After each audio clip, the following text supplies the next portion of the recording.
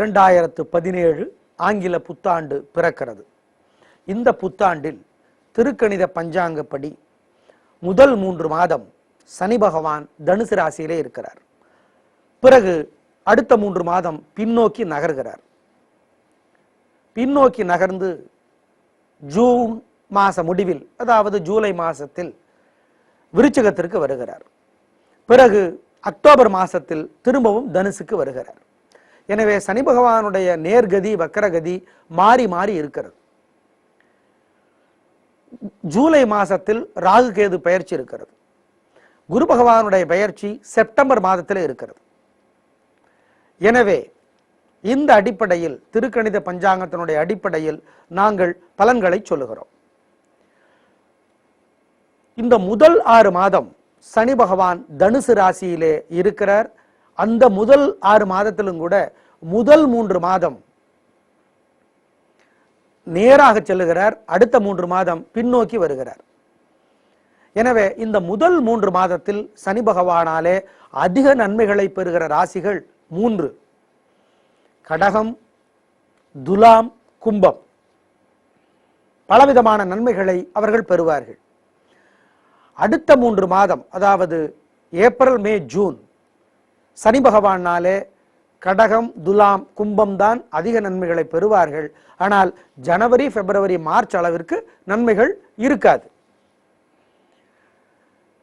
July, August, September இந்த 3 மாதமும் சனி பகவானாலே நன்மைகளை பெறுகிற ராசிகள் 3. அவை மிதுனம், கன்னி, மகரம். பிறகு அக்டோபர் மாதம் தனுசு ராசிக்கு அவர் வந்து விடுகிறார்.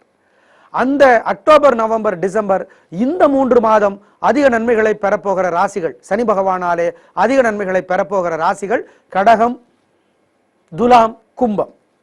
எனவே கூட்டி கழித்து பார்த்தால் கடகம், துலாம், கும்பம் இந்த 3 ராசிகளும் சனி பகவானாலே அதிக நன்மைகளை பெறும்.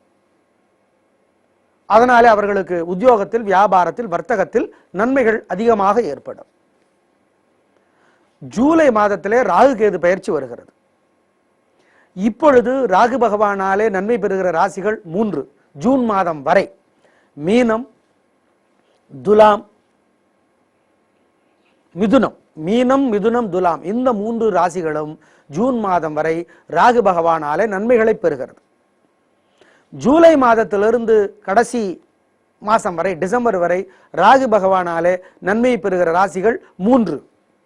அவை ரிஷபம், கன்னி, பிறகு கும்பம். ரிஷபம், கன்னி, கும்பம் இந்த 3 ராசிகளும் ராகு பகவானாலே ஜூலை மாதத்திலிருந்து டிசம்பர் மாதம் வரை நன்மைகளை பெறுகிறது. கேது பகவான் பல உதவிகளை இந்த ஜூலை மாதம் வரை சில ராசிகளுக்கு செய்வார். மேஷத்திற்கு உதவி செய்கிறார், தனுசுக்கு உதவி செய்கிறார், கன்னிக்கு உதவி செய்கிறார், விருச்சிகத்துக்கு உதவி செய்கிறார். இந்த 4 ராசிகளும் ஜூன் மாதம் வரை கேது பகவானாலே உதவி பெறுகின்றன.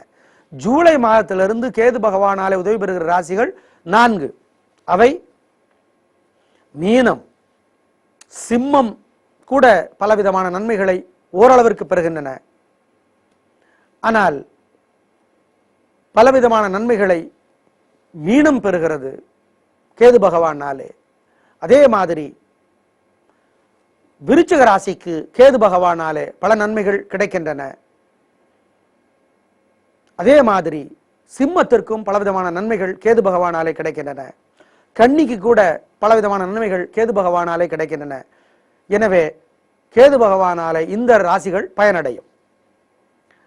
குரு பகவான் ஆகஸ்ட் மாதம் வரை 5 ராசிகளுக்கு பல உதவிகளை செய்கிறார். 5 ராசிகள் எவை? ரிஷபம், சிம்மம், விருச்சிகம், மகரம், மீனம். செப்டம்பர் மாதத்திலிருந்து 5 ராசிகள் குரு பகவானாலே பலவிதமான நன்மைகளை பெறும். அந்த 5 ராசிகள் எவை என்று கேட்டால் மேஷம், மிதுனம், கன்னி, தனுசு, கும்பம். இதுதான் இந்த புத்தாண்டினுடைய, ஆங்கில புத்தாண்டினுடைய அடிப்படை கிரக மாற்றங்கள். திருக்கணித பஞ்சாங்கப்படி. நாங்கள் திருக்கணித பஞ்சாங்கத்தின்படிதான் எங்கள் ராசி பலன்களை சொல்கிறோம். சனி பகவானை வழிபாடு செய்வது எப்படி, யார் யாருக்கு சனி சரியில்லையோ அவங்க வழிபாடு செய்யறது எப்படி? சனிக்கிழமைகளில் உடல் ஊனமுற்றவங்களுக்கு உதவி செய்யுங்க. நீல நிற ஆடை எடுத்து ஏழைகளுக்கு கொடுங்க. நெய் பருப்பு எள் கலந்த சாதத்தை சனிக்கிழமையில கொடுங்க, ஏழைகளுக்கு கொடுங்க. குரு பகவானை எப்படி பிரீதி செய்வது, பரிகாரம் செய்வது? வியாழக்கிழமைகளில் ஏழைகளுக்கு சுண்டலை வேக வைத்து கொடுங்க, மஞ்சளர ஆடை எடுத்து கொடுங்க, நெய் தீபம் ஏத்துங்க கோயில்ல. ராகுவுக்கு சனிக்கிழமையில் உளுந்து வடை செய்து ஏழைகளுக்கு கொடுங்க, கருப்பு நிற ஆடை எடுத்து ஏழைகளுக்கு கொடுங்க. சனிக்கிழமையில் அம்மன் கோயில்ல நெய் தீபம் போடுங்க. கேது பகவானுக்கு எப்படி பரிகாரம் செய்வது? செவ்வாய்க்கிழமையில் விநாயகர் பெருமானுக்கு தீபம் போடுங்க, ஏழைகளுக்கு ஏதாவது ஒரு ஆடையை எடுத்து கொடுங்கள், உணவு தாருங்கள். இதனால நன்மைகள் நிச்சயமாக பெருகும் என்பதை மறந்து விடாதீர்கள். மொத்தத்தில் நாங்கள் இப்ப சுருக்கமாக இதை சொல்லி இருக்கிறோம். இந்த புத்தாண்டுக்கு எந்தெந்த ராசிக்கு சனியினால தொல்லை, ராகுவினால தொல்லை, கேதுவினால தொல்லை, குருவினால தொல்லை, எந்தெந்த ராசிக்கு எப்பப்போ இந்த தொல்லை வருதுன்னு சொல்லியிருக்கோம். எனவே எப்பப்போவெல்லாம் தொல்லை வருதுன்னு நாங்கள் சொல்லியிருக்கோமோ அந்தந்த நேரத்துல எல்லாம் இந்தந்த கிரகத்துக்கு என்னென்ன பண்ணணும்னு இப்ப சொல்லியிருக்கோமோ அதை கரெக்டா செஞ்சிருங்க, நல்லது நடக்கும். எந்தெந்த கிரகம் உங்களுக்கு நல்லது செய்யலையோ அந்தந்த கிரகத்துக்குரிய நாள்ல அசைவ உணவை தவிர்க்கிறது நல்லது. சனிக்கிழமை சனி பகவான் உதவி செய்யலையா, சனிக்கிழமை.